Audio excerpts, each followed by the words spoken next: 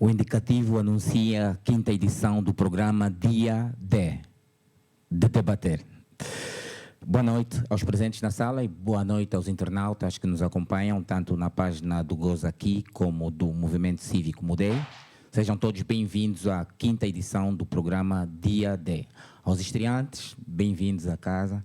É um prazer receber-vos e avisem que existe esse programa. Se tiverem um telemóvel, sei que tem um smartphone, por favor queiram partilhar o nosso link e assim teremos mais gente conosco aqui a acompanhar o programa. Para hoje escolhemos discutir o ensino primário. Quais são as prioridades do Estado angolano? Há uma estimativa que deve merecer a nossa profunda reflexão sobre o estado da nação. Há mais de 5 milhões de crianças fora do sistema de ensino em Angola. Ora, o país tem mais de 36 milhões de habitantes. Qual será o futuro de Angola se não garantirmos o acesso de milhares de crianças ao ensino primário obrigatório e se não lutarmos pela qualidade da educação no país? A Constituição da República, no seu capítulo consagrado aos direitos, liberdades e garantias fundamentais, define que a proteção dos direitos da criança, nomeadamente a sua educação integral e harmoniosa, a proteção da sua saúde, condições de vida e ensino constituem absoluta prioridade da família, do Estado e da sociedade. Isto pode ser visto no artigo 35º, a linha 6 da Constituição da República. Alguém tem uma aí? O direito à educação é reconhecido como um direito fundamental em vários instrumentos internacionais, incluindo a Declaração Universal dos Direitos Humanos, a Convenção Internacional sobre os Direitos Econômicos, Sociais e Culturais, o Compromisso de Dakar e outros diplomas que Angola lê, ratifica, todavia, finge que não existem e não cumpre. Aliás, quem viola a própria Constituição raramente respeita diplomas internacionais de que o Estado é parte. A Lei número 3220, de 12 de agosto, Lei de Base do Sistema de Educação e Ensino, define o ensino primário em Angola como gratuito e obrigatório. Todavia, ao longo dos anos, temos assistido vários esquemas de inscrição e matrículas, a cobrança de propinas ilícitas e folhas de prova, contribuições aos encarregados de educação para aquisição de quadros, carteiras, ausência de merenda escolar e a venda do material acadêmico aos olhos de quem combate a corrupção desde 2017. Muita gente sabe,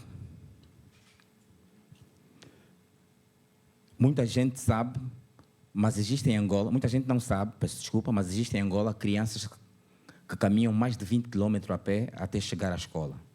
Existe na Lunda Norte, terra de extração de diamantes, salas de aula com mais de 100 alunos por turma. Existe no Zaire Cabinda, terra de exploração petrolífera, milhares de crianças a estudarem debaixo de árvores. Existe em Luanda, capital da República de Angola, mais de 60% das escolas do ensino primário não têm luz elétrica, não têm água corrente, não têm quarto de banhos funcionais, não têm segurança, falta carteira, falta quadro e muitas delas falta o mais importante, o professor. Dito de outra forma, Angola não tem uma dotação orçamental autônoma para o ensino primário.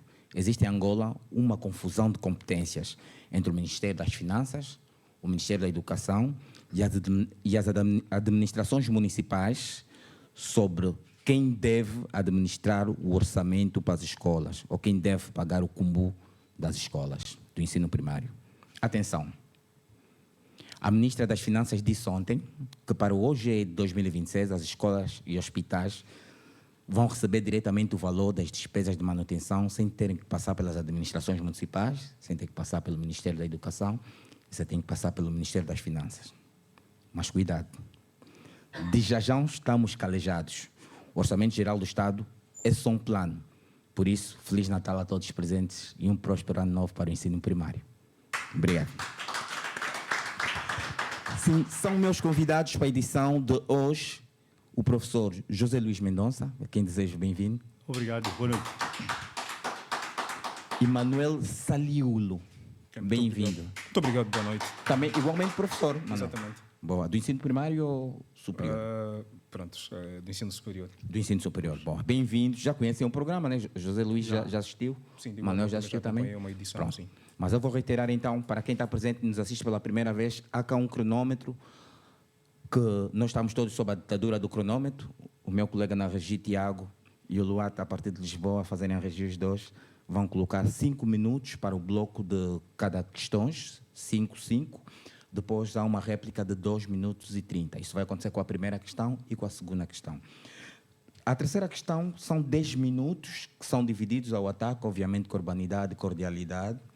Nós chamamos a questão do trungungo, são 10 minutos. E depois temos então 10 minutos para a plateia e para os internautas interagirem conosco. Na quarta questão voltamos ao mesmo modelo, 5, 12,5, 12,5. E a quinta será exatamente igual. Agora que já fiz fotografia, já apareci nas telas digitais, vou deixar esse espaço para vocês e vou-me sentar para colocar as questões a partir daqui. Eu só preciso, na verdade, de 5 minutos de fama para aparecer. Depois abandono logo o espaço e me sento deste lado onde coloco as questões. Há nos assentos, para quem nos assiste pela primeira vez, esse lencinho, que é para fazer uma espécie de tendência do debate aqui na sala. E vocês podem acenar em função as nossas respostas. Tem o lencinho? Boa, todos têm o lencinho. Muito bom. Então, vamos ao debate relativamente ao ensino primário, um debate que diz respeito a todos e eu passo para as questões. A primeira questão que eu coloco aos meus convidados é relativamente ao compromisso de Dakar, subejamente conhecido como meta até 2030. O atual governo de Angola vai a tempo de honrar o compromisso de Dakar? A essa pergunta, o Manuel Saliulo disse que sim e o José Luís Mendonça disse que não. Por que não, José? Não, porque havia uma desculpa muito antiga, que era a guerra. Nossa guerra, que chamam guerra civil, outros guerra de agressão. E em 2002 houve um processo de paz, de Luena. Já passaram 23 anos. Portanto, acho que não vão conseguir, porque as prioridades são sempre outras. Quais são as prioridades? É a construção, porque a construção é o modelo que dá mais micha. É na construção, porque ninguém controla. Faz-se uma ponte que vale 1 milhão e lá o preço está a 10 milhões. Então, todo mundo está a fazer construções. O Ministério do Interior está a fazer uma construção onde já tem um edifício grande, o Ministério tal faz outro edifício, mas ninguém faz escolas, nem há dinheiro para o livro. Porque esse dinheiro, os 20% do orçamento, era para fazer principalmente os manuais. Nós temos 9 milhões de alunos no ensino base, que pressupõe a existência de 54 milhões de manuais escolares, das 6 disciplinas, depois de 6 anos. Então, nós devemos ter 2 ou 3 ou 5 milhões. O resto dos 40 e tal milhões que faltam é adquirido na Candong, e não há livros, que há alunos que vão para a escola e voltam para casa sem conhecer o manual escolar. Estudam com o professor, vão para casa, voltam. Então, é por isso que eu digo que não estou a ver a mentalidade dos dirigentes em olhar para a criança. E eu tenho dito isto muitas vezes. Do meu ponto de vista, não há independência nacional enquanto não houver uma ideia de olhar para a criança. Porque você sai daqui até o último bairro que fica depois de Viana e não encontra um parque infantil. Tem parques infantis aqui em frente ao aeroporto, 2 ou 3 ou 4. As crianças têm que ir ao Bela Shopping ou outro supermercado para pagar e para ir ao parque. Mas as crianças pobres não têm parque infantil. Você vai ao Moceca, aquilo é uma desolação tremenda. As vias não estão terrapanadas, não há um olhar para a criança. Este é um país anti-criança. Então, não estou a ver como é que o orçamento, eles vão arranjar orçamentos e continuam a fazer obras. Fazem obras aqui, obras na Marginal, obras não sei aonde, em todo o país, grandes obras monumentais. Então, o dinheiro vai para aí. Não estou a ver como é que a prioridade deles não é a educação. Não é a educação. José Luís Mendonça tem mais tempo ainda, 2 minutos e 35 segundos. Não sei se quer abrir mão ou se quer continuar a fundamentar, mas não, falta tempo, até 2030. Sim, então né? Tenho 2 minutos, vou continuar. Eu, como professor universitário, recebo alunos que têm um potencial muito baixo. A iliteracia dos alunos universitários é igual à dos alunos da instrução primária. Nunca leram um livro, nem um conto. Isso é espantoso. Você olha para o país, na sua globalidade, não há livros à venda, não há livros de escritores angolanos à venda, não há nada. Mas nós, escolar, já disse que não há. Então, isto preocupa-me porque em novembro de 2019, o representante do Banco Mundial em Angola, Olivier Lambert, disse que o potencial médio de um quadro nascido em Angola é de 30%. Por isso é que você vê cooperantes em todo lado. E isto para dizer o quê? Que não há uma aposta na educação durante 50 anos, ou pelo menos durante os 23 anos, depois do Acordo de Paz, já era possível formar um cidadão que nasceu em 2002, que hoje tem 23 anos, que estaria já qualificado para mandar embora o expatriado e ele tomar o lugar, mas não há. Então, não estou a ver interesse em acoplar mais dinheiro para atingir os 20% do protocolo de Dakar. Não estou a ver. Continuamos aí nos 6%, não é? E vamos metendo mais um dinheirito aqui, mais um acolá, e não há aquela vontade de sentar e dizer, olha, a situação está assim, então precisamos de mais dinheiro aí. Porque o dinheiro ia todo para os tanques de guerra, para os aviões, para o material bélico. Então, era preciso tirar uma parte desse dinheiro e dedicar à educação para ter desenvolvimento no país. Para amanhã podemos ter quadros, não ter só expatriados nos lugares-chave, porque até na presidência temos expatriados a trabalhar a cooperantes. E então era preciso investir na criança, mal acabou a guerra, aquele dinheiro que ia para mas o orçamento para o Exército continua o mesmo, para as Forças Armadas. Isso é que é mais incrível. É um setor que absorve grande quantidade dos nossos recursos e, portanto, eu não estou a ver. A realidade mostra-me que não há interesse em injetar dinheiro, até podiam injetar 2020, 2003, 2004, um bocadinho até, hoje podíamos ter os 20% do orçamento para a educação, se injetassem paulatinamente. Mas não. O que nós vemos hoje em dia ainda é obras monstruosas e descomunais por todo lado. Faz-se festejos onde se gasta 50 milhões de dólares para festejar quando o país tem necessidades básicas. E eu continuo, como escritor que sou e professor docente universitário, continuo a insistir. Tem que haver manuais escolares. São 54 milhões distribuídos pelas várias classes. Pode ser que na primeira classe sejam 30 milhões, na segunda 10 milhões, etc, etc. Mas enquanto não houver manuais escolares, não há, porque não há dinheiro para o livro. Boa, esgotou agora o tempo. Obrigado, professor José Luís Mendonça, de professor a professor. Saio do José Luís Mendonça e vou para o Manuel Saliulo, que tem uma visão mais otimista da mesma realidade. Por que é que sim? Bem, pronto. Primeiro, gostava de voltar a agradecer pelo convite e dizer que confesso-vos que vou fazer aqui um exercício muito difícil porque estou a dialogar, como devem calcular, com o professor Luís Mendonça, uma pessoa que me atravessa praticamente em todas as dimensões, idade, conhecimento, experiência e portanto, é um exercício difícil. Mas seja como for, eu não sei se diria que tenho uma visão otimista ou até realista. Eu prefiro entender que tenho uma visão realista e já me explico por que razão é que penso que o cenário pode vir a alterar-se.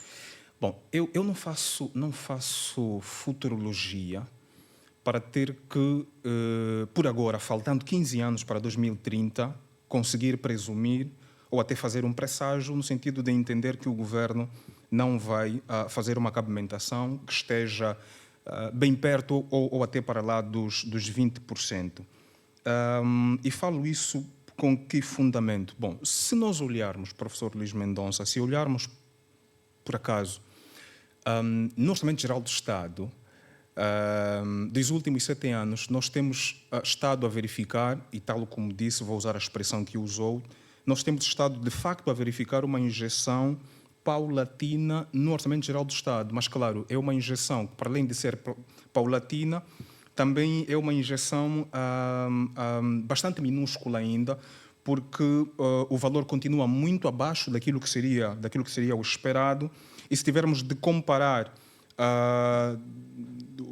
os diferentes setores e as diferentes áreas de atuação do próprio Estado angolano, a educação continua a ser aquele parente, como se costuma dizer, parente pobre, e por razão disso mesmo tem estado a beneficiar de muito pouca cabimentação. Mas este aumento que nós verificamos no Orçamento Geral do Estado, na verdade, pronto, também não é um aumento como tal, porque se quisermos aplicar os deflatores, e isso na linguagem dos economistas, se quisermos aplicar, por exemplo, o índice do preço do consumidor, a própria inflação e depois calcularmos se temos um PIB ou não que nos permita sentir-se seguros financeiramente para fazermos um investimento que se espera a nível da educação, obviamente podemos chegar à conclusão que o Estado angolano ainda está muito distante daquilo que é o esperado. Então, o meu não é no sentido de que eu não faço futurologia, mas isso não retira a minha posição de que nós temos um Estado que investe muito pouco na educação. Pese embora, nos últimos 7 anos, tem estado a haver um aumento, não significativo no valor destinado à própria educação. Por outro lado, nós não podemos nos esquecer que a questão do próprio aumento, ou se quisermos, do país ter verbas ou não para a educação, isso também decorre muito do tipo de economia que nós temos em Angola. E a economia angolana, ela é maioritariamente uma economia dissipativa, ou seja, uma economia dissipativa é aquela que sobrevive ao reboque da economia conjuntural. Né? Porque nesses anos todos que nós temos de independência, nós nunca tivemos sequer a capacidade de fazer investimento em infraestruturas, por exemplo, industriais. Até as indústrias que o colono deixou, nós, de igual modo, não tivemos a capacidade de fazer manutenção, de permitir que continuassem a funcionar, no sentido de poderem sustentar a nossa própria economia, e passamos a ter um país que tem uma economia dissipativa, uma economia que fica muito amarrada naquilo que é o comportamento das variáveis externas e, sobretudo, a nossa principal commodity, que é o petróleo. Isso faz com que Angola tenha muito pouco espaço de manobra para investir na educação. Claro que isso não é uma justificativa, isso não é um argumento que venha até um certo ponto ilibar o Estado da sua responsabilidade no sentido de investir na educação. Por outro lado, a mim também causa um certo desconforto termos que esperar que o Estado invista na educação em nome das agendas internacionais, ou, se quisermos, das agendas regionais. Eu acho que se nós, a nível interno, não ganharmos consciência do valor da educação, de que a educação é um pilar fundamental, sobretudo quando se trata dos direitos humanos, e também olharmos a educação como uma promessa de mobilidade social do próprio indivíduo que se forma, que vai à escola buscar o conhecimento e competências, vamos continuar amarrados e acreditar que só será possível sairmos da posição em que nós nos encontramos quando o Estado sentir-se pressionado por causa do cumprimento ou não das agendas. Muito obrigado. Aqui há mesmo a ditadura do relógio. Vai ter direito a mais 2 minutos e 30 daqui a pouco. Agora devolvo sim ao professor José Luís Mendonça, que tem mais 2 minutos e 30 para fazer réplica. Então, vou tecer algumas considerações sobre as respostas do Manuel. Ainda bem que tocou na questão da economia. Nós temos uma economia que está baseada no petróleo, né? Na extração do petróleo. E esse tipo de economia, há um nome que agora me falha, até síndrome de não sei o quê, que provoca inflação nos preços, custo de habitação, etc, etc. Mas nós temos um governo altamente despesista, muitas viagens. Eu já estive com pessoas que foram gestores de empresas privadas dos petróleos e que participaram em eventos com a empresa pública em Sonangol e que me disseram que foram a uma reunião de balanço fora do país, que foi uma festança, com as secretárias, com o arranjo do cabelo das mulheres que custou $10.000, e depois ele fez um relatório e teve problemas lá na Sonangol. Quer dizer, e isso acontece em vários setores, não é só na Sonangol. Portanto, além disso, há muita viagem. As pessoas viajam porque têm ajudas de custo, vão ganhar mais dinheiro lá fora. E, portanto, a questão que temos em Angola é que não há um sistema de controlo das operações administrativas. A administração pública em Angola não tem ninguém que o controle. Devia ser a Assembleia Nacional, né? Mas a Assembleia Nacional está proibida por lei de controlar o governo. E então ninguém sabe. Diz-se por aí, aquela ponte, por exemplo, só para dar, aquela ponte que está do fim da Samba, que sobe lá para cima, o valor daquela ponte só era $30 milhões, ou 20, sei lá. E alguém contestou, disse que não pode, aquilo é um ponteco-zito. E depois ninguém diz nada. Não pode, tem que haver o IGAI, o Tribunal de Contas, chamar a pedra, quem é o que fez aquela obra, e dizer, não é possível. A ponte molhada. Tive com uma pessoa que é um pequeno construtor, né? E foi lá e disse, pá, isto aqui não pode custar $9 milhões, é impossível, ou 10 milhões. Esta pontezita, eu fazia isto por 1 milhão ou 2. O cimento que está aqui. Então, não há ninguém que fiscalize o Estado. Então, há muito dinheiro no país Parece que não, mas há muito dinheiro. O petróleo rende dinheiro. Depois temos os diamantes, que temos milhões de quilates. Temos o ouro, temos as terras raras, temos muita coisa, né? Portanto, todo esse conjunto de bens, o cidadão não sabe para onde é que foi, quanto é que saiu, quanto é que o governo utilizou, quanto é que custaram as viagens, ninguém sabe nada. Esse é que é o problema. Então, não sei como classificar a nossa economia, talvez uma economia de casucuta. Então, não há dinheiro. O professor esgotou o tempo agora e ficamos com a economia de casucuta. Ao mesmo tempo, vou ceder ao Manuel Saliulo, tem igualmente 2 minutos e 30 segundos para a réplica. Não, sim, eu gostava de retomar uma questão que foi levantada pelo professor José Mendonça, penso que é bastante pertinente, que tem muito a ver com essa questão da inversão das prioridades, porque eu concordo consigo, todo país ou todo governo que não se propõe em fazer um investimento sério na educação corre o risco de colapsar. Colapsar do ponto de vista do aumento da criminalidade, colapsar do ponto de vista do aumento de indicadores que apontam para a corrupção, que apontam para a falência do próprio Estado como tal.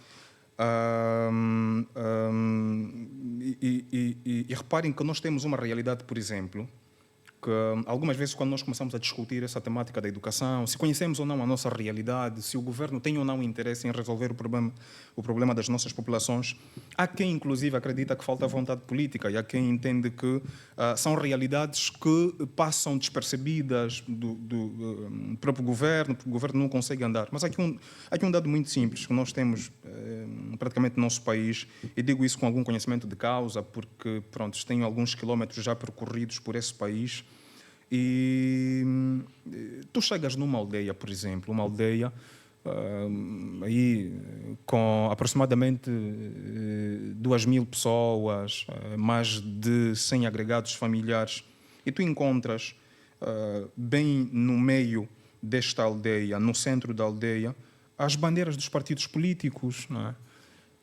E isso faz-me acreditar que não se trata necessariamente de conhecimento ou de falta de vontade, porque eles conseguem andar, eles vão até a realidade, ou seja, vão até o interior das comunidades, mas vão para fazer marcação territorial no sentido de assegurar a questão do voto, assegurar a questão da própria continuidade ou manutenção do poder, porque choca-me o facto de saber que a bandeira do MPLA vai mais longe do que uma política pública, por exemplo, né?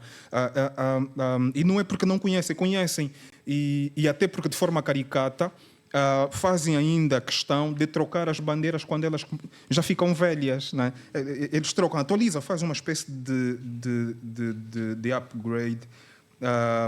Pronto, então, absoluto, eu concordo consigo que nós temos aqui uma questão de inversão de prioridades e, claro, obrigado, isso tem estado a custar Manuel, muito caro ao país. Esgotou o tempo, obrigado. O grande objetivo do nosso debate aqui do dia D é precisamente oferecer 2 perspectivas diferentes da mesma realidade, daí a razão de um sim e de um não. E para quem nos acompanha, então, virtualmente, estamos a falar do compromisso de Dakar, foi a nossa primeira questão, se Angola consegue ou não, e o compromisso de Dakar refere-se principalmente aos acordos de educação para todos, onde Angola, como outros países africanos, se comprometeu a metas ambiciosas de acesso à qualidade educacional, embora com desafios para atingi-los. Vamos então passar à segunda questão. Quem acessa-nos pela primeira vez e somente agora via internet, estamos a discutir o ensino primário em Angola e são meus convidados, ou nossos convidados, Manuel Saliulo e José Luís Mendonça, ambos professores universitários.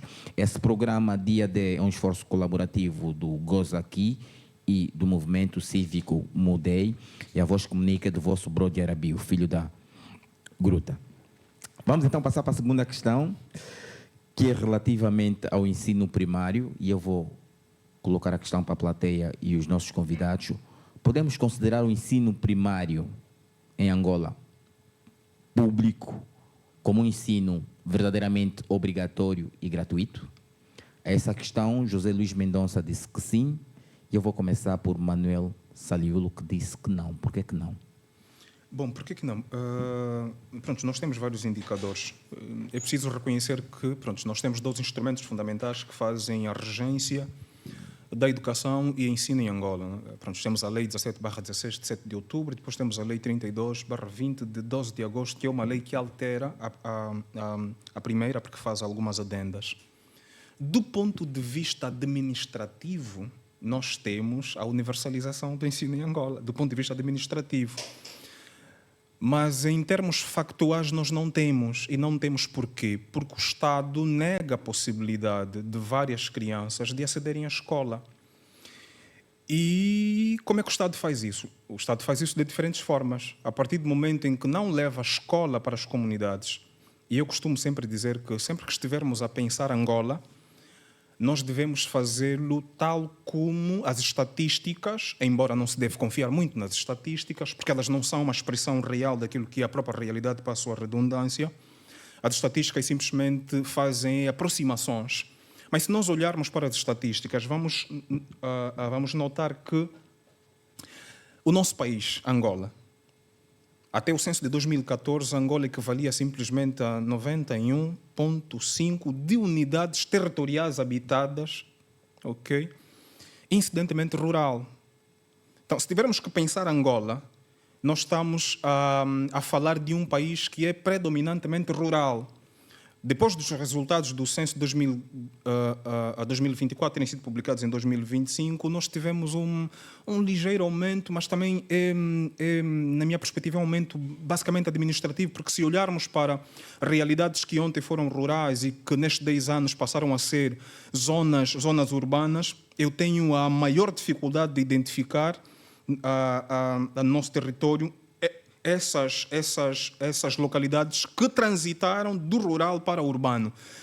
E daí, se calhar, para um outro fórum, para um outro debate, o que é zona urbana ou quando é que uma localidade consegue transitar. Voltando à vaca fria.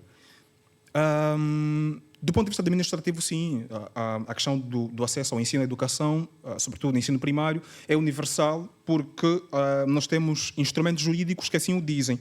Mas na prática, e o Capa disse muito bem na sua introdução, nós temos mais de 5 milhões de crianças fora do sistema de ensino. Nós temos crianças que não conseguem sequer permanecer na escola.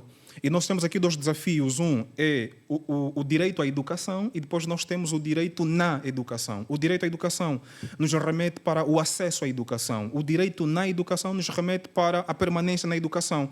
Uma vez a criança tendo, por exemplo, a oportunidade de conseguir matricular-se numa escola, que condições é que a escola reúne para que essa criança permaneça na escola de segunda a sexta, e cumprindo o tempo apropriado para que ela frequente a escola sem interrupção, sem sofrimento, sem trauma, sem estresse e sem inclusive passar por um processo que a humilha enquanto ser humano, enquanto pessoa. E nós não temos isso em Angola. Quando tu tens uma escola que não reúne condições de salubridade para uma criança, é difícil ter acesso à água. Há crianças que menstruam enquanto vão à escola. Não conseguem sequer passar por um ambiente de higienização.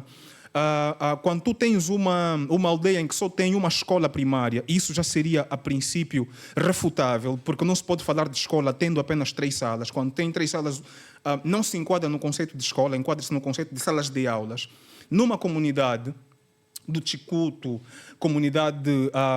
na aldeia do Chicuco, aldeia de Sacungo, Pire, Capelongo, é difícil encontrar escolas como tais que possam acomodar as crianças, proporcionar um ambiente de ensino-aprendizagem para que elas possam permanecer e saírem de lá esperançosas, no sentido de que possam contribuir para a própria transformação da sua comunidade. Nesses termos, eu continuo a pensar que a universalização do ensino da educação em Angola é simplesmente administrativo, porque, em alguns casos, nós não temos escolas, e, noutros casos, quando nós temos escolas, nós ainda temos processos muito duvidosos que acabam por obrigar os pais a comparticipar, obrigar os pais a ter que pagar pelo acesso à escola e um conjunto de expedientes que a escola cria no sentido de ter receita que possam fazer a manutenção do dia a dia da própria escola. Está esgotado o tempo, bem no limite. A mesma questão vou endereçar para o professor José Luís Mendonça. O ensino primário público em Angola é mesmo obrigatório e gratuito, professor? Pois, quando eu disse que sim, a minha cabeça estava voltada para o que está na teoria, no papel, né? Realmente é gratuito porque os pais, as famílias metem o miúdo na escola e não têm que pagar nada, né? Só compram simplesmente a bata e, em princípio, o miúdo devia ir à escola e encontrar lá o manual de português, matemática, aritmética, geografia, etc. Este é o ideal que está plasmado no papel. O que é que acontece? O que acontece é que a administração pública está baseada num sistema que é o cabritismo. O cabrito com a mão está amarrado. Portanto, isto aqui é universal e até gratuito. Quer dizer, em todo lado, até o pequeno gestor que manda pintar aqueles dizeres na escola, que a escola é um ninho de virtudes, já mexeu naquela pintura. É incrível. A meter uma porta, também a porta custa 50 mil, vai pôr na fatura 100 mil, para meter 20 no bolso. Então, isso está de tal forma corroído o sistema que o pai, às vezes, já não há vaga, tem que pagar. Portanto, eu estava a dizer que oficialmente somos conhecidos como um país onde o ensino é gratuito e universal. Somos conhecidos, né? Por isso é que o INAB não dá bolsas para o ensino de base, só para o ensino superior, porque o miúdo não precisa de pagar nada. Portanto, em princípio, mas estou de acordo com o meu colega de painel, porque realmente aquilo que eu falei da falta de manuais escolares, os pais têm que adquiri-los no mercado, na Zunga, que é o mercado informal. Então, o sistema de ensino oficial passa a ser também informal, como a Zunga, quer dizer, o país está todo informalizado. E, nesse caso, ele tem que comprar os manuais e não chegam para todos, vai ter que usar de outra maneira. O ensino é de tal forma, nível muito baixo, que ele vai ter que arranjar um explicador, vai pagar mais 2 mil kwanzas ou 5 mil por mês, e há outros gastos, né? O sistema está de tal forma também como um sistema de corrupção lá dentro que há várias coisas que nem vale a pena estar aqui a dizer. Portanto, ele é oficialmente gratuito, mas realmente tem alguns custos para as famílias. Embora haja algumas famílias que não tenham nenhum custo, tenham sorte que o miúdo vai encontrar lá o manual, vai encontrar uma escola que dá as mínimas condições. Eu tive uma sobrinha em casa que matriculei numa escola. Eu morava ainda aqui numa Cruz, agora moro bem distante, e a miúda foi lá passar 2 anos em minha casa, e então a miúda ia para a escola, comprei-lhe só a bata, tinha tudo, mas tive que comprar os manuais, mas não paguei nada para estar na escola. E a escola fez a sexta e a sétima, depois foi embora para a casa da mãe, mas realmente aí é que eu vi que eu não gastei dinheiro nenhum. Tive que comprar os livros na Zunga, porque nem nas livrarias há os livros à venda. Andei por aí, fui andando nas senhoras e comprei os manuais escolares. Portanto, não é totalmente gratuito, mas oficialmente, realmente, está estatuído que é gratuito. E, portanto, isto é das tais coisas. Eu, se fosse Ministro da Educação, eu não andava de fato, nem gravata. Eu ia com uma parte dos cornos e metia uns chinelos de meter o dedo. E andava no Cazenga, na Terra Vermelha, para ver como é que está a escola. Você ali tem que... ia lá quando chovesse. Você tem que pisar naquela lama preta. Para ver como é que está as condições escolares. Eu não concebo gestores escolares que andam de fatinho, gravatinha, a falar, depois sobem do posto porque defendeu qualquer coisa que ele sabe que tem que defender, mas não defende as crianças. E então nós temos isso tudo, não sei se eles não sabem, que na escola não há manuais, que há miúdos que vão, crianças que vão para a escola e voltam e não estudam no manual, só o que o professor dita, ele vai para casa e quando vem para a minha mão na universidade. É incrível, os tais 23 anos que eu falei da Paz, ele tem 21, 22, 23. Ele não sabe a diferença entre linha, ele diz, faz uma composição de 10 linhas, está-me a perguntar se é 10 alíneas. E eu estou a explicar o que é uma linha A, B, C, D e o que é uma linha. Estão a ver, né?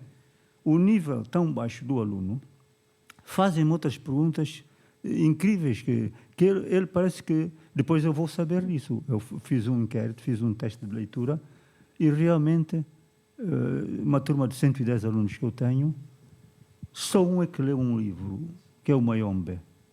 E também não sabe quem é o autor. E se você não leu, li, professor, mas então quem é o autor? Já não me lembro. Daqueles 110 alunos, ninguém leu um livro de um escritor angolano. O outro diz que leu de um escritor angolano que é a cabra da minha mãe. Está a confundir um livro de economia com um livro de literatura. Ele não sabe. Os miúdos estão assim, estão a ver. Por quê? Porque realmente são várias questões. A gratuidade do ensino também tem outras consequências. Quando pensa-se que é gratuito, então não se vai lá. Não é preciso fiscalizar nada. Dá nisto, não é? Obrigado, professor. Vamos então à réplica, Manuel Saliulo. Tem mais 2 minutos e 30 segundos. Pronto, uma réplica que talvez venha pronto, fazer aqui mais uma adenda ao que disse e também ao que foi aqui agora acrescentado pelo professor Mendonça. Que a questão da obrigatoriedade e da gratuitidade do ensino. A obrigatoriedade é até a 9ª classe e a gratuitidade é até a 6ª classe. Pronto, mas aqui está a questão, é que como tornar obrigatório aquilo que não existe? E parece-me que essa deve ser a discussão que o país precisa tomar. Quando digo país, eu estou a olhar precisamente para os fazedores de opinião, mas, acima de tudo, para os policy makers, né? Os indivíduos que fazem política pública para o país. Porque há uma característica que vai nomeando e identificando o nosso próprio país. Nós passamos a ser um país, um dos poucos países a nível do mundo, que tem uma pilha de decretos, mas são decretos formulados e aprovados com a convicção de que é possível mudar uma realidade fazendo decretos. Ou seja, pelo facto de estar escrito, então a coisa está feita. Mas, na realidade, as coisas não funcionam necessariamente assim. Nós temos vários decretos em Angola, alguns dos quais que não partiram sequer da nossa própria realidade, são decretos muito estranhos e que apontam para determinadas vontades e interesses muito distantes daquilo que são as reais aspirações e necessidades do povo angolano. Manuel, se permitir, eu gostaria que falasse da lei de base que fez menção, né, que é a lei 3220. Sim. A gratuidade estende-se até a merenda e os livros. Exatamente. Transporte escolar, merenda, acesso aos manuais, ok? E eu estava a dizer que o Estado angolano não criou as devidas condições para tornar a coisa obrigatória, ou seja, documentou-se, colocou-se isso no documento, mas as condições não foram criadas. É verdade que nós temos alguns manuais e alguns deles também com uma pilha de erros e há vários colegas que têm estado a escrever e a criticar essa questão. Relógio mauzinho, infelizmente. Esgotado o tempo. Professor Luís tem também 2 minutos e 30 segundos. Bom, a mim não me resta mais nada senão corroborar com o meu colega, né? É uma questão que exige uma reflexão profunda. E o que é que eu defendo? A minha posição é a seguinte. Em Angola, um país cheio do colonialismo há 50 anos, mas que não desenvolveu, que ainda estava no subdesenvolvimento crónico, tem que haver um só ministério, um só setor, que é o setor de educação, Ministério da Educação, que começa do ensino de base até o ensino superior. Por quê? Porque o ministro e todos os seus gestores têm de controlar o ensino todo, a totalidade do ensino. Tem que ser uma questão holística. O ensino superior começa no ensino de base, na primeira classe, não começa no primeiro ano da universidade. É aquilo que eu digo, e digo isto por causa da minha experiência de professor. Os alunos chegam de tal forma mal preparados que deviam ter um ano propedêutico, pelo menos de língua portuguesa, para poderem assimilar as outras disciplinas depois, né? Tinham que ter um ano propedêutico. Eles não conseguem assimilar, porque não leram quase nada, têm níveis de literacia muito graves. E então, quando você diz que vai ter agora, em vez da merenda, uma refeição, se você não consegue implementar a merenda, como é que você vai dizer que... Mas é incrível, né? E depois vem logo a seguir uma ordem dizer que não temos dinheiro nem para a refeição. Quer dizer, você começa a ficar meio louco. Vai parar o manicômio, né? Então você diz, então agora vamos dar pelo menos um pão com manteiga e um chá, porque o chá é fácil. Temos muitas ervas aí. Você põe um chá na escola e um pão com manteiga. O milho já sai ali meio satisfeito. Ou um micate. Pronto, um micate e um chá. Coisa fofa. O micate é muito barato. Mas nem isso, você não implementa nada. E então, o decreto, a lei é uma lei infuncional, é uma lei inexequível. Não tem valor nenhum a lei do ensino, que diz que o ensino é gratuito e universal, passa a ser uma utopia. Sem valor, absolutamente sem valor legal, valor institucional e fora da realidade para um país como Angola. Mas se me permitem, gostava de aproveitar os 18 segundos. Sim.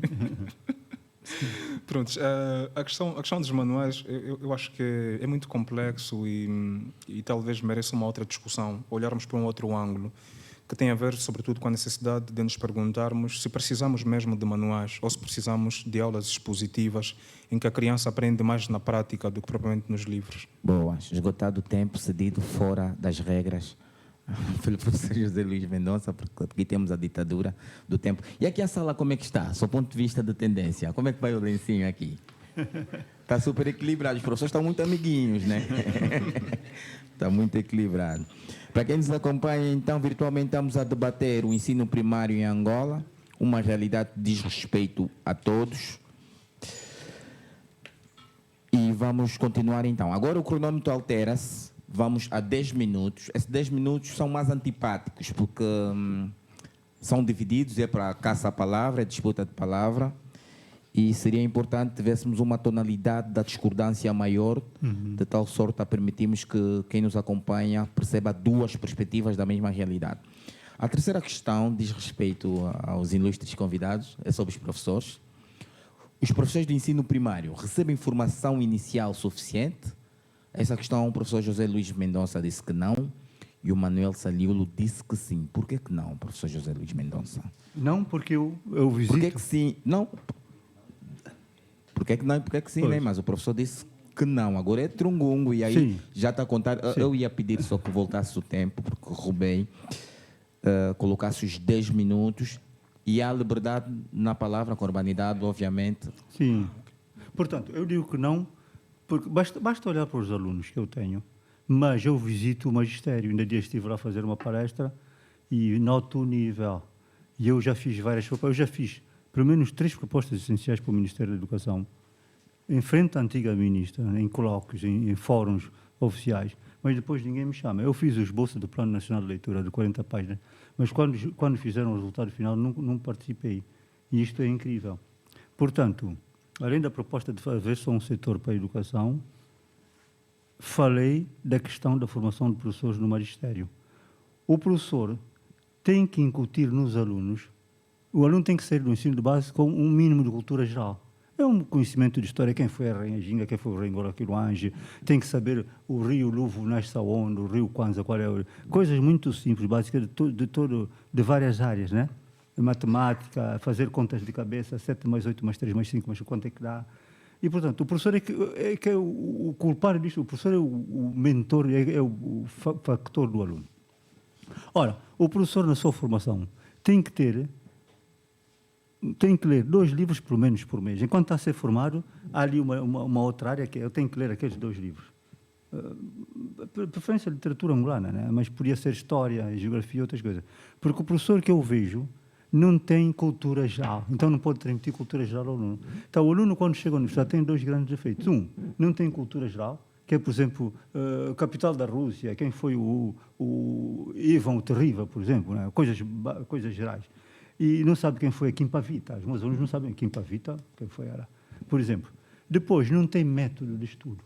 Esse é que é o professor, quando vai, o professor do magistério tem que saber, incutir no seu aluno, o método de estudo, que é o autodidatismo. Não há outro método de ensino. O único método de ensino que eu conheço é o autodidatismo. Então, e aí discordo do meu colega quando diz que não há necessidade de livros. Como é que ele vai ser autodidata se não tem livro para estudar em casa? Portanto, eu tenho logo, o aluno, quando vai para a escola, tem que estar incutido de que em casa é para ser autodidata. Então, vai folhear o livro de história, o livro pode ultrapassar aquilo que o professor disse, andar lições mais à frente, e vai procurar outros livros, do pai, dos irmãos, vai ter curiosidade em pesquisar nos livros, porque o livro é uma das maiores invenções do ser humano. Já havia livros em tabuinhas de argila, há 5.000 anos. E então, nós não podemos prescindir do livro, é impossível para mim. Senão não formamos autodidatas, que é o único método de ensino que eu conheço, que dá resultados. Pronto, eu vou só reforçar aqui a ideia do meu questionamento. O livro depois já volto para a questão que eu acho que é uma das principais problemáticas hoje no espaço público de debate em Angola, essa questão da formação dos professores. Eu, quando questiono a questão do livro, pronto, não é para questionar a sua utilidade, mas é para questionar a sua hegemonia, ou seja, Eu não consigo ver a utilidade do livro de história, a utilidade do livro de química para a comunidade, por exemplo, de Calangiça, por exemplo. Eu não consigo ver a utilidade do livro de física para uma comunidade de Calangiça, para uma comunidade em que só existem casas de adobe, casas de pau a pique, e depois há uma estrada, que é a Estrada Nacional, e o meu questionamento é esse: se vamos continuar a olhar para essa questão dos manuais, ou então temos de olhar para a nossa realidade, do jeito que ela é fragmentada, porque ela não é homogénea, e tentarmos nos posicionar em função daquilo que é Angola. É esse questionamento. Agora, retomando aqui a questão da formação dos professores, eu penso que quando se fala de formação de professores, nós criamos uma falsa expectativa. Que falsa expectativa é esta? Nós associamos a qualidade de ensino à formação dos professores. E o professor Mendonça disse algo que exemplifica muito bem isso, né? Que ajuda-me a provar a minha hipótese, né? a minha tese, quando dizia que os professores têm problemas, alguns não conseguem ler, e o facto de não conseguirem ler, nós temos estudantes ou alunos que, de igual modo, não sabem ler, que não têm pensamento crítico e tal. Primeira nota: a questão da qualidade da educação, ela é tão complexa que não pode ser abordada a partir de uma perspectiva linear, ou seja, como se tivéssemos aqui uma relação direta entre a qualidade de ensino e professores. Nós temos que olhar como é que se forma a qualidade da educação, como é que se constitui a qualidade de ensino. Nós precisamos olhar para um conjunto de fatores. Um deles, sim, é a formação de professores, ou seja, a qualidade de professores. Isso aqui nós não podemos descartar. Mas há outras componentes que debatem, que contribuem para essa questão da qualidade de ensino, que também tem a ver com a forma como o Estado encara a educação, né? Porque o Estado é o principal patrono da educação. Aliás, a educação devia ser um bem público para o nosso país, mas não é. E a questão que se coloca é: a quem interessa uma boa educação em Angola? Será que interessa aos políticos? Será que interessa aos fazedores de política pública, para que o professor seja o bode expiatório para pagar ou até para ser usado como critério de medição da pouca qualidade, que alguns acreditam existir pouca qualidade? Há quem é um pouco mais radical e diz que não existe nenhuma qualidade. Pronto, mas será que o professor é exatamente o bode expiatório? Por outro lado, nós temos que olhar para a questão do currículo, por exemplo. Quando se fala sobre formação do aluno e termos ou não a possibilidade do aluno a estar devidamente formado e até com capacidade para participar ativamente e participar de forma produtiva no processo de transformação da sua própria realidade, nós temos que olhar para o currículo. Nós temos um currículo que para além de ser centralizado e fechado em Angola, apesar de a lei aventar no artigo 105, salvo erro, dedicar 20% dos conteúdos para as questões locais. Mas nós temos um currículo que é fechado, temos um currículo que é centralizado e que não valoriza a realidade do aluno. Então, se eu, como aluno que vou à escola, professor Mendonça, eu não consigo ver uma escola que me representa, que fala a minha linguagem, que fala a minha cultura, que traz como exemplo a realidade da minha comunidade, e eu sou obrigado a ficar exposto diante de um manual que traz uma realidade e que traz, inclusive, formas de pensar, de sentir e de agir que, na maior parte das vezes, são formas de pensar da classe da elite. Tem a liberdade para atacar a palavra também. São formas de pensar, de sentir da classe da elite, como dizia Pierre Bourdieu. A escola torna-se praticamente num aparelho ideológico do Estado, ou seja, para fazer com que aquilo que é a cultura da elite se divulgue, se ensine nas escolas. Não sei se com todos esses elementos, com todos esses fatores, ainda assim é possível culpabilizarmos o professor. Eu acredito que do ponto de vista de formação inicial, nós temos sim, nós temos uma realidade que nos permite afirmar que os nossos professores passam por uma formação aceitável. Aliás, como seres humanos, nós não somos sequer seres completos. Por isso é que, para além da formação inicial, era bom se tivéssemos uma pergunta que fizesse referência à questão da formação contínua.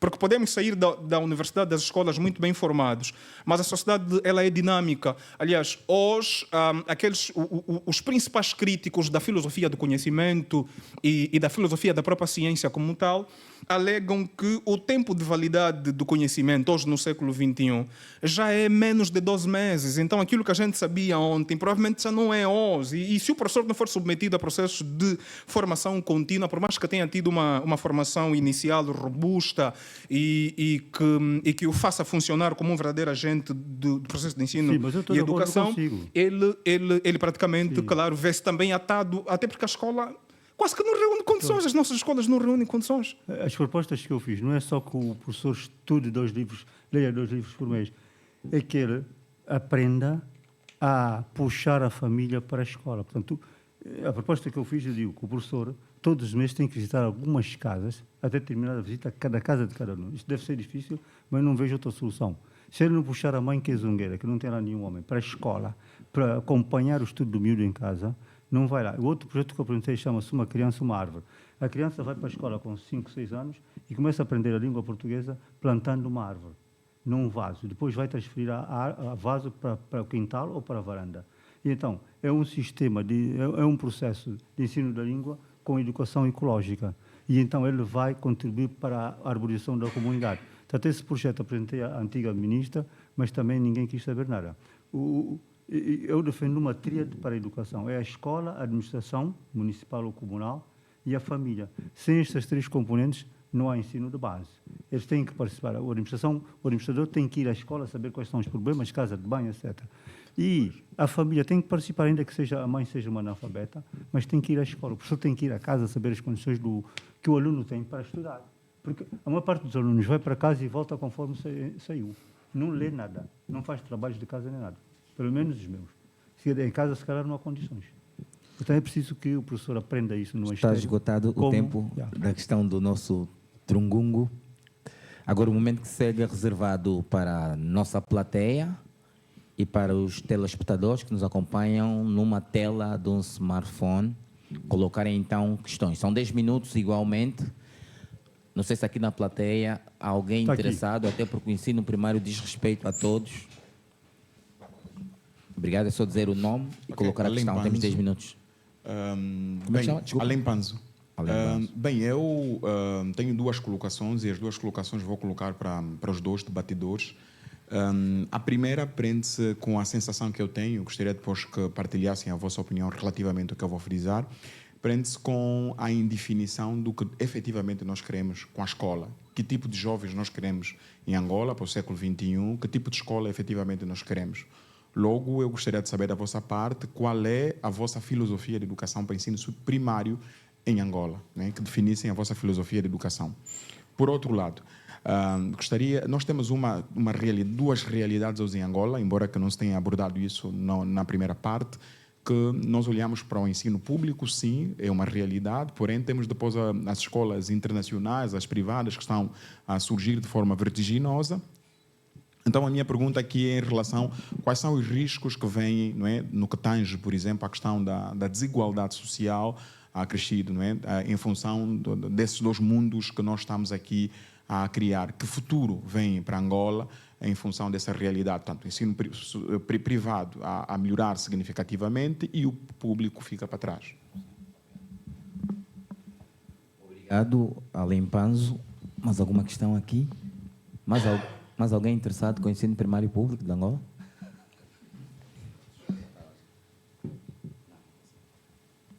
Não? Os nossos internautas também podem colocar questões. Alguma questão na internet? Tiago. Então, podemos avançar com essas 2. Eu gostava de começar. Tomaram nota? Sim. Boa. Eu gostava de começar. Pronto, Panzo, obrigado pelas suas questões. Quer dizer, me sinto traído, né? Trouxe-te aqui e me estás a fazer uma questão. Brincadeira. Mas esse é o objetivo brincadeira, mesmo. Brincadeira. Aliás, o Panzo deve calcular que falar da educação não é precisamente falar de um tema que é sexy. pronto, não é sexy, nem sequer é apelativo para a comunicação social, para os políticos, porque é um tema pronto, muito sensível e depois que aponta para este fosso de distanciamento muito grande entre aquilo que é o ensino público e o ensino privado. Talvez uma questão que pudéssemos fazer, mas que eu particularmente não estaria disposto a responder aqui, sobretudo com as câmeras voltado para o meu rosto, mas é a questão, quem são os proprietários das escolas privadas, não é? Quem são os proprietários das escolas privadas? E daquilo que se costuma ler, daquilo que se costuma ouvir, nós temos muitos políticos em Angola que são proprietários dessas escolas e obviamente, essas escolas estão em perfeitas condições relativamente ao ensino privado. Claro, sem falar das escolas internacionais, que também são privadas. Mas há aqui um elemento que me parece ser fundamental quando tu falas da questão... ao Manuel algum pragmatismo por causa do tempo, para permitir o professor José também falar e responder diretamente relativamente à desigualdade que o ensino primário privado pode provocar. Não, claro que nós temos muitas desigualdades, quer no acesso e quer, sobretudo, no perfil de saída. Daí que o conceito, por exemplo, de mérito de Michael Sandel pode ser que não se aplica, aliás, por isso é que ele questiona e inclusive chama de tirania do mérito, porque se eu tenho duas crianças provenientes de duas escolas completamente diferenciadas, uma na escola pública, outra na escola privada, com as devidas condições, e apresentam-se no mercado de trabalho e depois o avaliador diz que o candidato A, por mérito, foi apurado, claro que não há mérito nisso. Mas há uma questão que eu gostava de tocar para terminar, essa questão das desigualdades.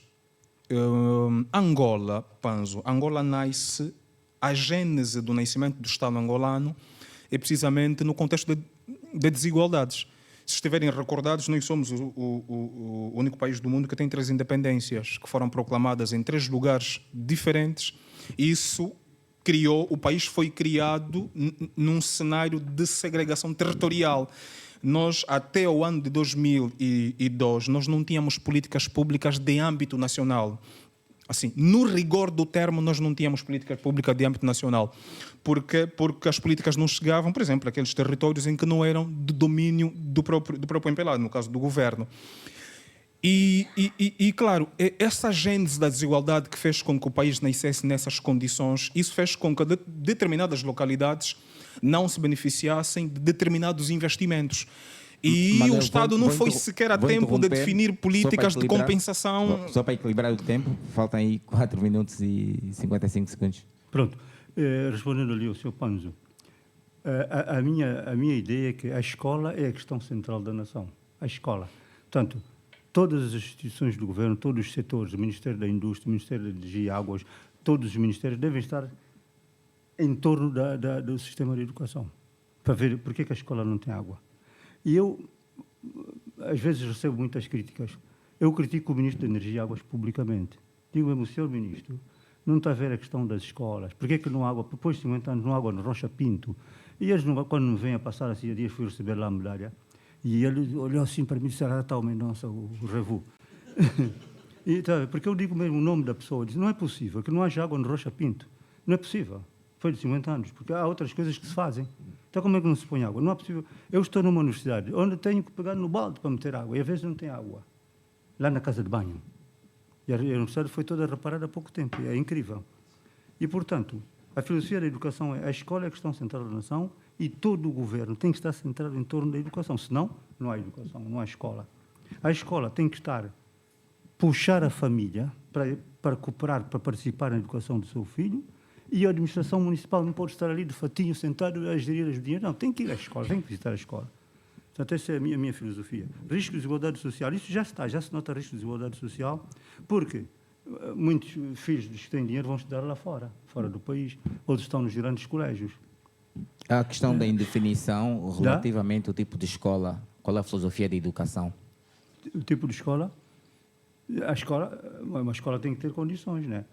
Condições de estudar lá dentro, tem que ter a biblioteca e depois tem que saber se o aluno vai para casa e faz os deveres, tem condições, porque há muitas casas que não têm lá sítio para o miúdo estudar. Umas estão muito quentes, se for uma casa de bate-chapa, como chamam aqui, ele vai estudar aonde? Então, o que eu tinha proposto ao governo, os governos provinciais e municipais, é que em cada bairro se fizesse um jango onde os miúdos fossem estudar com um aluno que já está na 8ª classe, vai pegar nos miúdos da 1ª à 4ª e vai ver qual é a tarefa que a professora mandou. É isto e aquilo.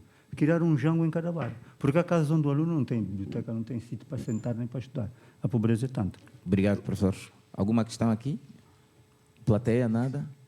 Bem, a sociedade civil também tem responsabilidade, né? Cabe a nós não é exigir possível... o direito à educação e ao ensino primário. Boa noite a todos. Mariano Moraes. Eu queria perceber uma coisa. Então, a questão da educação, ela acaba sendo uma combinação de fatores, tanto do ponto de vista social, né, e do ponto de vista do governo, né? Porque falou-se aqui de muitos aspectos, desde a qualidade dos professores, né, a qualidade do ensino e aprendizagem, as condições. Então, no primeiro painel, acredito que falava-se muito da questão da escola como estrutura, que não há, mas no final também demos conta que muitas das vezes não há qualidade do ensino, porque certos professores não têm capacidade para tal, e o professor Mendonça, como disse, encontra alunos na sua turma com uma fraca qualidade de ensino que vem de baixo, né? Então, eu penso que é nesse quesito que a gente queria olhar se a questão da educação em Angola não está só num fio e essa combinação de fatores. Mais ou menos isso. Boa. Mais uma tem que ser rapidamente, porque temos 1 minuto e 15 segundos. Sim, essa questão é especificamente para os dois. Em relação à escola, o acesso à escola nas comunidades, como Coroca, entre outras. Não há escola para aquelas crianças. E o argumento do governo local é de que as crianças estão na Lavras ao invés de estarem na escola. Mas não há nada dentro da Constituição, qualquer norma angolana, que diz que as crianças só têm de estudar necessariamente das 8 às 11. Porque essas crianças vão para lá às 5, mas voltam em casa às 10 e passam todo dia sem fazer nada. Porque é que a escola não é ajustada conforme a mobilidade dessa localidade? Essa questão do Zola e última, eu vou pedir um favor aqui à Regia, o Tiago, para oferecer pelo menos 2 minutos e 30, senão não será execuível responder. Ao professor também vou pedir um favor para direcionar a fala no microfone. Tá bem. Estamos a receber recomendações a partir de Portugal, que há um desvio na fala. Vamos embora. Sim, o Mariano tem razão. Realmente há uma combinação de fatores. E um dos problemas mais graves que temos no país é a partidarização de quase toda a vida. Até a vida familiar está partidarizada. Você ouve em casa falando, eu sou do CAP, sou de não sei o quê, você tem que ir... Conversas que você ouve dentro de uma casa que não tem nada a ver com a situação, com a vida... Quer dizer, há uma excessiva partidarização, de modo que o gestor que está lá no Ministério da Educação, ele está a pensar como é que vai subir. Tem que no seu discurso, mostrar que é do partido. Então, isso está mal, isso não pode. Nós temos que despartidarizar as instituições e temos que pensar no que é lógico e prático, o que é que vai beneficiar a criança. E, como eu disse, para mim não há independência nacional enquanto não for um governo, um país para cada, não haver um país para cada criança. Quer dizer, o país tem que pensar em cada criança, o pequeno, o médio, o adolescente, todos, até ele atingir a maioridade, que é depois dos 18 anos. Aí, para mim, não há independência. Para mim, a independência é a criança. Eu trabalhei no Unicef de 15 anos e aprendi isso. A escola como estrutura, a qualidade do ensino, a formação dos professores e posso já abordar também essa questão da lavra. Portanto, isso já vem de outros países, Tanzânia, Zâmbia, Moçambique, já abordaram essa questão. Realmente, as pessoas fogem do campo porque lá não tem escola, está embaixo da árvore, vou na cidade, vou estudar, vou tentar fazer uma vida melhor. Portanto, é preciso realmente criar condições de horários flexíveis para a criança estudar. Até há países onde o professor vai lá ao campo, está lá com os bois e a criança vai ensinando. Portanto, essa é uma questão de... Tinha que haver um colóquio nacional, onde houvesse um debate e nós, os professores mais velhos, também pudéssemos participar. Eu vejo colóquios que o Ministério faz e vêm professores da Espanha, de outros países. Nunca me chamaram. Eu que já apresentei 3 propostas grandes. Nunca chamaram os eles menos. Mas que mal é que eu fiz? Eu acho que se calhar podíamos fazer aqui uma questão para facilitar a nossa própria reflexão. para qual solução é a lavra um problema. Eu acho que isso é interessante porque eu não sei se ir à lavra constitui um problema, porque eu continuo a dizer, nós, depois dos resultados do censo, somos 84,6% de ruralidade, de zonas habitadas. Isso aqui é Angola. Logo, se quisermos pensar numa escola que corresponda... Manuel, fica à vontade que eu vou bonificar o tempo com mais 2 minutos e 30. Ok, muito obrigado. Se quisermos pensar numa escola que corresponda aos reais intentos das nossas famílias, é preciso sentar com as famílias. E aqui quero mesmo subscrever a sua opinião, Luís Mendonça, porque também é minha. Eu tomei parte do grupo, na altura a INID, agora a INAD, que esteve a discutir a questão da política do livro, da política curricular do livro ou da política do livro escolar. Também já estou um pouco velho para isso. E naquela discussão foi que tipo de livros é que nós precisamos elaborar para as escolas. E a conclusão era um livro do aluno, livro do professor e depois o próprio manual de aprendizagem. E a questão que se colocou, e por que é que se coloca a família de parte? Por que é que nós não temos, por exemplo, um livro da família?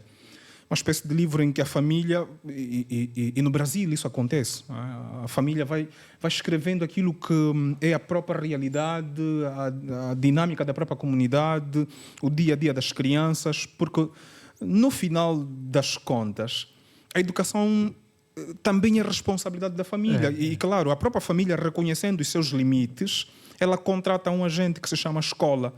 Mas a escola deve prestar contas à família. E a família não pode ser retirada dessa discussão, desse diálogo, para que se comece a pensar numa escola que atenda às nossas reais necessidades. Nós não temos, Panzo, nós não temos uma filosofia da educação, não temos nem para o ensino primário, nós não temos sequer para o geral.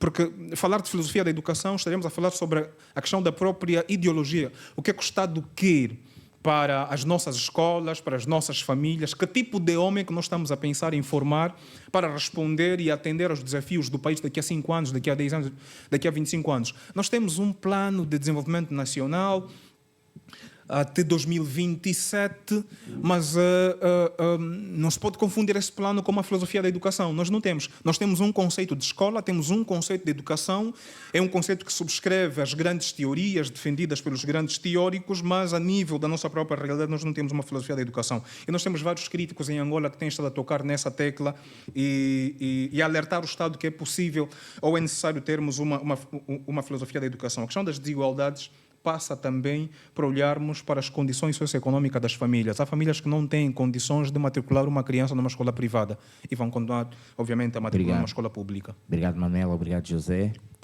Fora então, assim, o tempo... Está esgotado o tempo reservado aos internautas e os nossos convidados presentes aqui na sala. Vamos continuar. Para quem apenas agora entrou na nossa live, estamos a discutir o ensino primário em Angola. É a 5ª edição do programa Dia D. Acontece regularmente a última quarta de cada mês. Extraordinariamente, estamos aqui hoje, quarta-feira, dia 17. Até porque a gente que celebra o Natal, a gente que ainda tem dinheiro para celebrar o Natal, já não está a celebrar essas coisas há alguns anos. Vamos passar às 2 últimas questões, a quarta e a quinta. A quarta faz referência à qualidade que as crianças saem da escola, do ensino primário, né? Falamos dos professores, agora vamos passar para as crianças. A maioria das crianças conclui o ensino primário sabendo ler e escrever corretamente. Essa questão, o professor José Luís Mendonça disse que não. E o Manuel Saliulo disse que sim. Por que sim? Não, porque que sim. Bom, não queria fazer isso, mas vou ter de fazer. Vou pessoalizar a resposta, porque eu que tenho como arcabouço para o efeito, eu já trabalhei com ensino primário e numa escola pública e também numa escola privada. E se percebi bem a pergunta, é se as nossas crianças saem sabendo ler e escrever bem após conclusão do ensino primário. É claro que sim. E o meu sim é precisamente nesse sentido, de que elas terminam sabendo ler. Isso não descarta a realidade de que muitas dessas crianças apresentam ainda dificuldades, apresentam problemas relacionados ao cuidado da língua, Aliás, quem é que não apresenta? Quem é que não apresenta? Não é? Nós não somos portugueses. Não é? Quem é que não apresenta a questão de ter dificuldade em ler, em falar corretamente a língua portuguesa? Mas ao olhar para aquilo que são os indicadores essenciais, se a criança consegue pegar num livro, se consegue ler uma notícia de jornal, bom, é claro que consegue. Claro que nós temos ainda algumas crianças que, por dificuldade, por exemplo, no acesso aos manuais de ensino, no acesso a condições e recursos de ensino, podemos encontrar uma percentagem, claro, expressiva, significativa de crianças que têm dificuldade, mas, no cômputo geral, as crianças que saem do ensino primário, finalizando a 6ª classe, com 11 anos, né, em função daquilo que diz a lei, elas sim sabem ler e escrever. Ainda tem tempo? Eu prefiro abdicar. Abdicar do tempo. O nosso regulamento, o que é que diz quando o convidado abdica do tempo? Está ótimo? Essa também uma questão para o professor José Luís Mendonça, que publicamente reclama até dos estudantes do ensino superior. Sim. Portanto, as crianças saem do ensino de base, da 6ª classe, uma minoria que consegue ler, uma minoria, vamos lá dizer, talvez 20% ou 30%. Os outros 70% saem de lá, porque eu tive uma pessoa em casa, foi há 2 anos, foi lá para casa, e ela estava na 6ª classe, estava na 5ª classe, e eu metia num colégio perto de casa estava a tomar conta de uma filha minha. E ela foi lá para o colégio privado ali perto, que era o mais perto, era barato até, e eu tive que dar explicações em casa porque ela não conseguia compor um texto, escrevia muito mal, lia muito mal, já estava na 5ª classe para fazer a 6ª. E o Dr. Filipe Zauco, agora é Ministro da Cultura, antes de ser Ministro da Cultura, ele foi assessor do Ministério da Educação durante 30 ou 40 anos. E, portanto, quando ele saiu da assessoria, ele disse que temos 4.000 professores que não sabem ler nem escrever. E, portanto, isso significa que nós não temos inspeção escolar. Se houvesse inspeção escolar, o inspetor já devia ver, você não pode dar aula, você não sabe ler nem escrever. Portanto, é como eu digo, 20% ou 30% conseguem realmente ler um texto e escrever. A outra, 70%, eles leem, mas são analfabetos funcionais. Eles não têm os conhecimentos necessários para compor um texto, não sabem o que é um verbo, qual é a linha da sintase sujeito-predicado, desconhecem essas coisas. Eu tive uma aluna na universidade que ela não sabia o que era um verbo. Então eu disse, vem cá o quadro. Hoje não vais sair daqui sem saber o que é o verbo. É o verbo ser, que é o mais comum. Eu sou, tu és, ele é. Vai escrever e ver você, ela pôs um C de cão. E eu depois tive que puxar ela à parte para não ficar envergonhada e comecei a ensinar, fora da aula, o que é o verbo ser. Eu vi que ela, se calhar, entrou para lá pagou o diploma, só pode. Professor Luís, eu vou pedir para direcionar a falar o microfone. Está bem. Então, eu lido com as crianças e vejo, né? Vejo as pessoas, né? Não estou a falar de ler, né? Boa, também abdicou 3 minutos, igualmente, os professores estão muito amiguinhos. Posso fazer uso da palavra? Tem tempo de réplica, na verdade tem, mas cada um 2 minutos e 30. Ok, muito obrigado. Há aqui questões que o professor Mendonça levantou. Inspeção escolar. Existe inspeção escolar, claro, com alguma dificuldade, sobretudo do ponto de vista logístico, para as famosas mobilidades, deslocações, mas há inspeção escolar que, de forma periódica, vão avaliando o resultado das escolas, o resultado em termos de aproveitamento escolar dos alunos, porque, como devem calcular, e acho que o Capa tocou nisso, falou desta questão, cada nível de ensino ou cada subsistema procura atender a um perfil de saída. E o subsistema de ensino primário procura, de igual modo, também atender essa necessidade de a criança, depois de concluir a 6ª classe, sair da sala, sair deste subsistema de ensino com a capacidade de ler, com a capacidade de escrever. Agora, há depois outros elementos, e aqui eu vou mesmo me reduzir porque conheço muito bem o ofício do professor Mendonça. Há depois outros elementos que apontam para as variantes da própria língua. Reparem, nós estamos a falar de um país que as nossas línguas nacionais ainda exercem uma influência muito grande na forma como nós nos comunicamos, na forma como nós lemos e captamos a escrita, o texto. Claro que isso não é uma forma de fazer make-up à dificuldade que as crianças vão apresentando. E claro, depois a outra questão é, quando falarmos de crianças que sabem ler e escrever, nós temos que situar a nossa própria abordagem. Estamos a olhar para crianças das comunidades rurais, estamos a olhar para crianças das comunidades urbanas. A estatística, por exemplo, aponta para mais de 60% de crianças que concluem o ensino primário sabendo ler e escrever das zonas urbanas. E esta cifra é muito mais baixa quando comparada com aquela que ocorre nas zonas rurais. Claro, por influência daquilo que é a própria língua nacional, em que muitas dessas crianças aprendem a falar, claro. Não me refiro à língua da mãe, porque a língua da mãe está mesmo na boca da mãe, mas me refiro à língua que é falada na comunidade em que a criança nasce e cresce. Né? Esgotou o tempo, o professor José Luís Mendonça tem igualmente 2 minutos e 30 segundos. Sim, mesmo aí, mesmo se elas escreverem no português de Angola, a questão é tirar do pensamento, passar aqui pela mão do sistema neurolinguístico e pôr no papel o pensamento, mesmo na linguagem do português de Angola. É difícil, muito difícil. Porque a tal menina que eu tive em casa foi a uma excursão no Museu de História Natural e a professora pediu para escreverem o que elas tinham feito. E foi uma dificuldade muito grande. A tal visita, falar dos animais que viram no Museu de História Natural, uma grande dificuldade. Então eu comecei a ensinar como é que se faz uma composição, fazer perguntas e responder, e ela lá conseguiu fazer pela primeira vez o texto e levou para a escola, e teve bom, né? Portanto, depende do professor ensinar também as técnicas de redação. E os próprios recursos, né, de ensino-aprendizagem. E ensinar de forma mais simples à criança como é que ela vai expor a coisa. Não é tanto o domínio da língua portuguesa, é mesmo uma questão, talvez, de didática. Eu penso que muito tempo de escola o professor não está lá. O professor deve faltar muito, haver um grande absentismo. O professor vai à sala, não está motivado. Há ali uma perda de recursos de tempo que o aluno vai para a escola e, em vez de ter as 5 horas de aulas, deve ter 2 horas por dia. Há qualquer coisa ali que está a falhar, que o inspetor escolar devia ver o que é que se passa. Sim, mas não sei se, professor, para uma criança aprender precisa necessariamente de muito tempo de exposição à escola. Compreendo o que disse, que é preciso revermos as metodologias. Tempo esgotado e violação de regras, 2 cartões amarelos.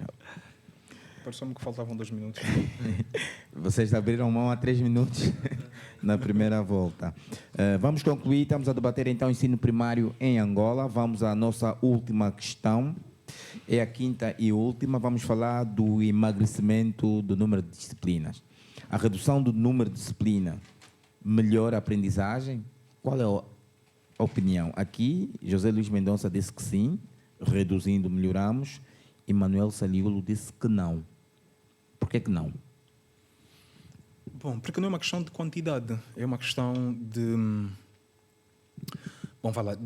um conjunto de fatores que podem concorrer ou não à qualidade de ensino, porque eu continuo a pensar a qualidade de ensino como sendo um fenómeno multifatorial e não propriamente um fenómeno que se explica pela redução de disciplinas ou até pela formação ou não robusta inicial dos professores.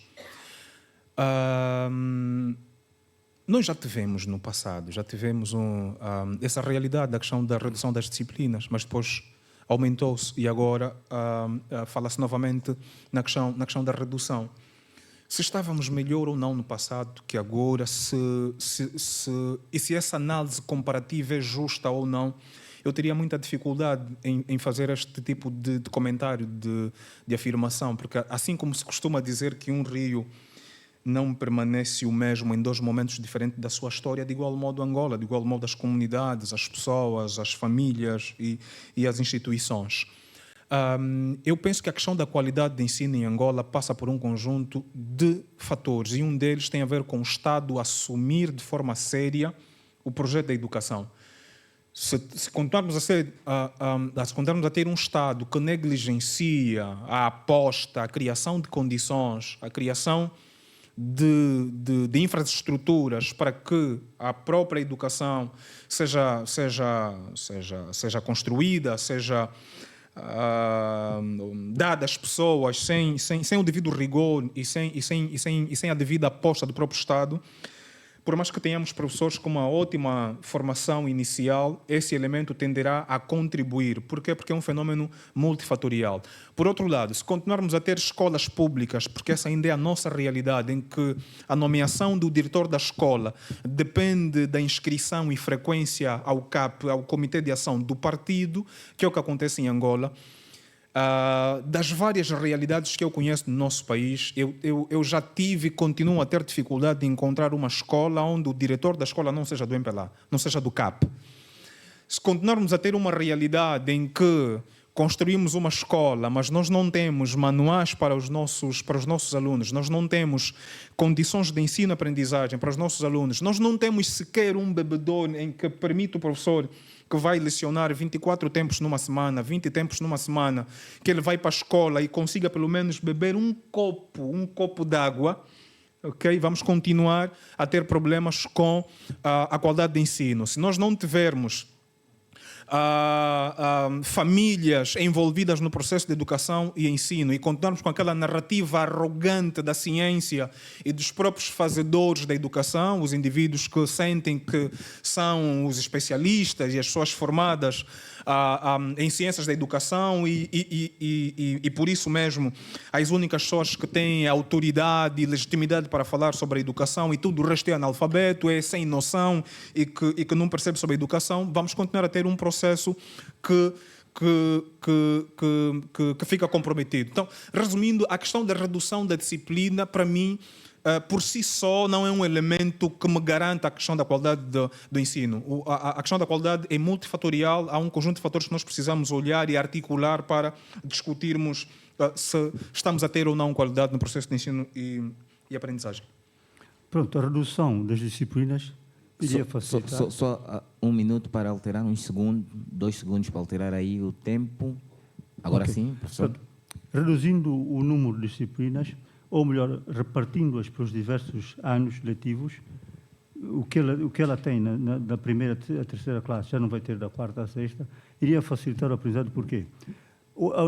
A nossa mente não consegue, a nossa memória não consegue captar muita coisa. Você termina a universidade, já não se lembra o curso de você não se lembra o que leu no primeiro ano. Não é possível. Lembra-se de uma ou duas noções, tem que pegar de novo no livro. Então, vale a pena estudar a sério. E isso tínhamos na faculdade, eu estudei Direito aqui em Holanda, 12 disciplinas por ano. É muito, 10, 12 por cada ano, coisas que eu já esqueci. Era mais fácil aprender o fundamental, disciplinas fundamentais do direito, e você fixá-las para toda a vida. Porque eu esqueci completamente o que é que estudei, direito penal, a minha área é o direito civil, o direito da família, sei que eu sei. E, portanto, eu vejo isso também no ensino de base. As crianças não se lembram de muita coisa. Por exemplo, a história, não se lembram de quase nada. Eu pergunto, Batalha de Ambuila, ninguém sabe. Quem foi aqui em Pavita também não sabe. Então, o que é que dão na história, no ensino da história? Eu não sei. Então, era preciso rever o currículo e ver que disciplinas fundamentais. O português e a aritmética e a matemática são fundamentais. Depois temos de ver a geografia, a história, etc. No ensino médio ou no ensino secundário, eles podiam ter ensino das religiões. Por quê? Porque a religião é uma coisa muito importante em África e é preciso conhecermos os mitos e as tradições dos nossos povos. Isso não se dá. Portanto, é uma disciplina que é fundamental. Já se falou das línguas nacionais, por exemplo, as línguas, eu chamo línguas banto, línguas africanas, que era preciso incluí-las porque nós temos 9 grandes nações que foram incluídas aqui no território. Uma delas é a nação lusa, que trouxe o português, que é africana já, mas que domina as outras. Então não pode, tem que haver as línguas têm que estar em pé de igualdade, as 10 línguas, ou as 6 grandes. Então, eles têm que ser ensinados na escola, talvez a partir da terceira, quarta, ou da primeira até a terceira, ou da primeira até a segunda classe. Então, é preciso rever este currículo e vejo que os meus alunos não aguentam com as 10 disciplinas ou 12 que têm. É muita matéria. De modo que reduziram-me no português, que é essencial, só dou uma vez por semana. Então, não consigo que os miúdos recuperem o tempo perdido. É por isso que eu disse que, realmente, era preciso pensar quais são as disciplinas essenciais e reduzir a quantidade de disciplinas, porque o nosso cérebro não pode guardar muita informação. Não pode, é impossível. era nessa perspectiva que eu disse que era preciso reduzir o número de disciplinas. Bem, professor José Luís Mendonça, deixa aí 2 minutos e 15 segundos. Ainda tem a ronda de 2 minutos e 30 para considerações finais, eventualmente. Sim, se pudesse até podiam adicionar os 2 minutos e 16 segundos do professor Luís. Pode. Os 4. Esse professor Luís... Provavelmente em 2026, com novas regras. Professor Mendonça, não sei se concordo consigo, pela seguinte razão, e até me parece contraditório com aquilo que dizem as grandes teorias a nível da ciência. A única fase da vida de um ser humano em que somos capazes de aprender quase que muita coisa e ao mesmo tempo é na fase da infância, né? E precisamente até aos 7, 10 anos uma criança tem a capacidade de aprender até 7 línguas, até 10 línguas. E quando estamos a falar de língua, nós estamos a falar de algo que é complexo e que tem vocabulários e complexidades e níveis. Então, eu entendo que o problema não reside essencialmente na redução de disciplinas, até porque isso depois nos leva para um outro debate, que é, bom, vai lá, a relação tridente entre currículo, conteúdo e depois disciplinas ou unidades curriculares, se quisermos. O currículo, o que é que responde? Responde essencialmente a 6, 5 perguntas. O quê, porquê, para quê, como, quando. Isso aqui é currículo. E é o que nós temos de discutir, se os nossos estudantes não estão a aprender porque têm 7, 6 disciplinas, ou então porque o currículo que é elaborado para o ensino primário e as próprias disciplinas com os conteúdos programáticos são completamente desarticulados da realidade dos próprios alunos. Isso faz com que a criança vá à escola e aprende sobre geometria, depois ela vai para a comunidade e não há nada que a lembre sobre geometria. Daí eu ter questionado a questão dos manuais. Não é que sejam inúteis ou inutilizáveis, mas se faz realmente sentido para aquilo que é Angola, dos 86,4% de ruralidade. Porque eu penso que o debate deve ficar recalcado aí, não é? Não a quantidade, mas é o conteúdo. O conteúdo e depois uma discussão um pouco mais alargada que vai em torno do próprio currículo. Porque, pronto, eu não sou especialista em currículo, mas temos pessoas em Angola e até muitos textos escritos sobre isso que nos levam a assumir esse posicionamento. Aliás, o professor Miguel Di Vovo publicou qualquer coisa como há 6, 8 meses um livro sobre gestão de currículos em Angola. E acho que o título não é mais ou menos assim, mas aponta para isso e acho que seria um bom pontapé de partida para essa discussão. Obrigado, Manuel. O professor José tem mais 2 minutos e 30 segundos para encerrarmos. Sobre o mesmo assunto, não é? Sobre o mesmo assunto. Sobre o mesmo assunto. A redução. Sim, eu continuo a pensar na mesma lógica. Redução de disciplinas e disciplinas essenciais, realmente voltadas para a realidade da criança, né? Que disciplina é que precisa acrescentar e tirar uma das outras para a criança que vive no campo. A criança que vive... Porque o ensino está todo interconectado, é todo igual, tanto para o campo como para a cidade. Os manuais são os mesmos, as disciplinas são as mesmas. Mas eu acho que devia haver uma diferenciação, uma particularização do ensino rural e do ensino na cidade. Ou o aluno da cidade também tem que aprender qual é a realidade do campo e tinha que ser uma disciplina que tivesse voltada para a nossa realidade. Mas o que é facto é que muitos alunos acabam o ensino secundário e você pergunta onde é que nasce um rio, ele não sabe. Confunde a província de Mochico com Cabinda, por exemplo. Nem conhecem o próprio país. Então, aquela disciplina de geografia para que serviu? Qual é o problema que há aí, né? Então, isso é uma questão que existe debate. Eu também não sei qual é o problema. Só sei que há muitas crianças jovens que não conhecem a geografia do país. E a história, essas duas disciplinas, geografia e história, são muito problemáticas para os nossos jovens. Não conhecem quase nada. Pois, a língua portuguesa, né? E, portanto, reduzir o número de disciplinas e ver disciplinas essenciais em que ele realmente vai aprender e vai saber alguma coisa, porque tem muitas disciplinas e não sabe nada. Então é melhor ter poucas e ter algum saber, né? Conhecimento daquelas disciplinas, coisas práticas, coisas fundamentais ligadas à realidade.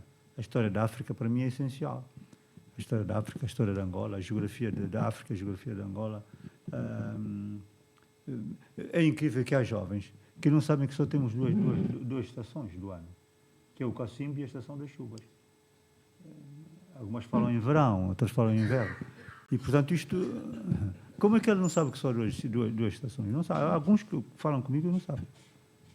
Já estão na universidade. Portanto, há aí qualquer coisa que não está certo, qualquer coisa que temos que estudar, né? Também não estou a dizer que a minha posição é definitiva e é mais válida, né?